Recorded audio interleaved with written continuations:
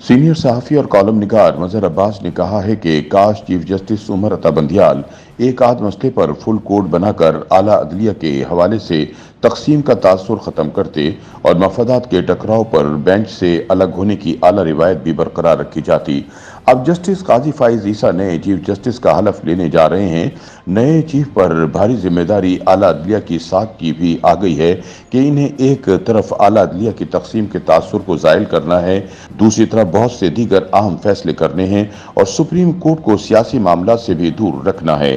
अपने एक कॉलम में मजहर अब्बास लिखते हैं कि चीफ जस्टिस उमर अता बंदियाल को तारीख कैसे याद रखेगी, ये तारीख पर छोड़ देते हैं। अब है इम्तहान नए चीफ जस्टिस काजी फाइज ईसा का, खास तौर पर एक ऐसे वक्त में कि इलेक्शन 2023 के होने ना होने पर सवालात उठ रहे हैं। 2007 में साबिक chief justice retired Iftikhar Chaudhry के इनकार के नतीजे में जिस तहरीक ने जन्म लिया, वो तारीखी जदोजहद होने के बावजूद अपने असल मकासद यानी आला अदलिया को नजरिया ज़रूरत और पीसीओ के चुंगल से मुकम्मल तौर पर आज़ाद ना कर पाई। अलबत्ता एक मुस्बत पहलू ये ज़रूर है कि दीगर इदारों की तरह यहाँ ओहदे की मियाद में तोसी नहीं होती और आपको पता होता है कि सुप्रीम कोर्ट के जजों में कौन कब चीफ जस्टिस होगा।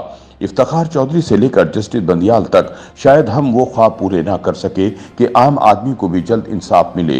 एक ऐसे तकसीम शुदा माशरे में जहां लोग बेंच की तश्कील से फैसले समझ जाएं, जहां रियासत के अंदर रियासत का तस्वुर अदलिया को कमज़ोर से कमज़ोर कर रहा हो, वहां बहुत ज़्यादा तवक्कुआत भी नहीं होनी चाहिए। बस नए चीफ पर भारी जिम्मेदारी आला अदलिया की साख की भी आ गई है। मजहर अब्बास कहते हैं कि एक कंट्रोल जमहूरियत में जहां चंद साल बाद सियासत का नया स्क्रिप्ट तैयार किया जाता हो, जमातें बनाने और तोड़ने की फैक्ट्रियां लगी हों, वहां अदलिया के सियासी फैसलों में शक व शुबहात आते ही हैं। रियासत के 4 सुतूनों में अगर तजाद आ जाए और तसादुम वाली सूरत हाल पैदा हो जाए तो सबकी नजरें आला अदलिया पर ही जाती हैं। काश 1954 में गवर्नर जनरल गुलाम मोहम्मद के गवर्नर राज वाले फैसले को फेडरल कोर्ट के जस्टिस मुनीर नजरिया ज़रूरत के तहत दुरुस्त करार ना देते और सिंध कोर्ट के फैसले को बरकरार रखते तो शायद हमें 1971 देखने को ना मिलता। उस वक्त गुलाम मोहम्मद और जस्टिस मुनीर के दरमियान खुफिया पैगामात ने पाकिस्तान तोड़ने की बुनियाद फराहम कर दी और इसके बाद से आज तक हम संभल ही ना पाए और अदलिया इतनी आज़ाद हुई जितनी जमहूरियत। 1958 से 1999 के दरमियान इस मुल्क में 4 मार्शल लगे। क्या ही अच्छा होता अगर पहली ही आमरीत को आमरीत और आमिर को आमिर कह देते तो शायद मार्शल दफन हो जाता हमेशा के लिए और नजरिया ज़रूरत जिंदा ना होता। क्या बदकिस्मती है कि जहां जजिस क्या अदलिया ही नजरबंद हो, जजिस चीफ जस्टिस अपने घरों से बाहर ना आ सकें, वहां कैसी आज़ाद अदलिया और कहां के इंसाफ पर मबनी फैसले। आला अदलिया के जजों और घरों की ऑडियो वीडियो लीक होती हों और कोई तहकीक ना हो, कमीशन बने तो इसे रोक दिया जाए, वहाँ खुद जजिस कैसे महफूज हो सकते हैं। ऐसे फैसले तो वीडियो रिकॉर्ड करने वाले को हौसला देते हैं। मजहर अब्बास के मुताबिक जिस मुल्क में एक वजीर आजम को अदालती कत्ल के जरिए फांसी दे दी जाए और इस बेंच के एक जज सालों बाद एतराफ़ करें कि उन्होंने जूनियर जज होने के नाते फांसी के हक में फैसला दबाव में दिया और फिर वही जज इस मुल्क का चीफ जस्टिस बने, वहां इंसाफ ना होता है और ना होता हुआ नजर आता है।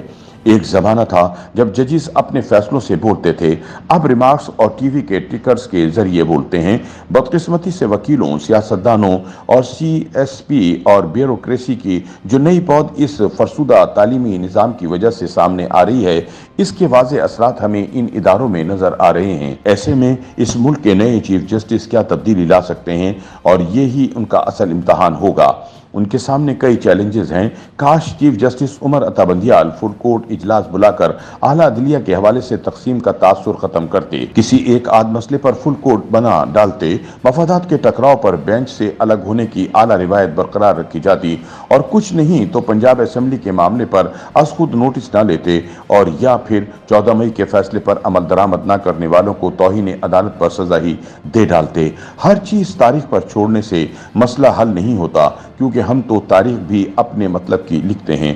اب نئے چیف جسٹس ایک ایسے وقت میں اپنے عہدے کا حلف لینے جا رہے ہیں جہاں انہیں ایک طرف اعلیٰ عدلیہ کی تقسیم کے تاثر کو زائل کرنا ہے، بہت سے اہم فیصلے کرنے ہیں، سپریم کورٹ کو سیاسی معاملات سے دور رکھنا ہے، از خود نوٹس کے طریقہ کار کو اور اس کے خلاف اپیل والے مسئلے کو دیکھنا ہے، اور سب سے بڑھ کر سول کورٹ سے سیشن کورٹ تک، ہائی کورٹ سے سپریم کورٹ تک اور ان عدالتوں کے درمیان انسداد دہشت گردی کی عدالتوں سے لے کر ملٹری کورٹ تک کے معاملات کو صرف دیکھنا ہی نہیں، حل نکالنا ہے۔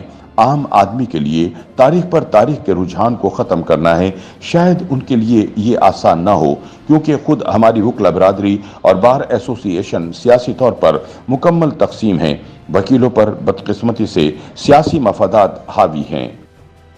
YouTube پر گوگلی نیوز دیکھنے کے لیے youtube.com کی سرچ بار میں googly news T V type کریں۔ گوگلی نیوز کے پیج پر سرخ رنگ کے سبسکرپشن والے بٹن پر کلک کرنا نہ بھولیے۔ YouTube پیج پر اپلوڈ ہونے والی ویڈیوز سے باخبر رہنے کے لیے بیل آئیکن پر کلک کیجیے۔ آپ کو ہر نئی ویڈیو کے بارے میں نوٹیفیکیشن موصول ہو جائے گا۔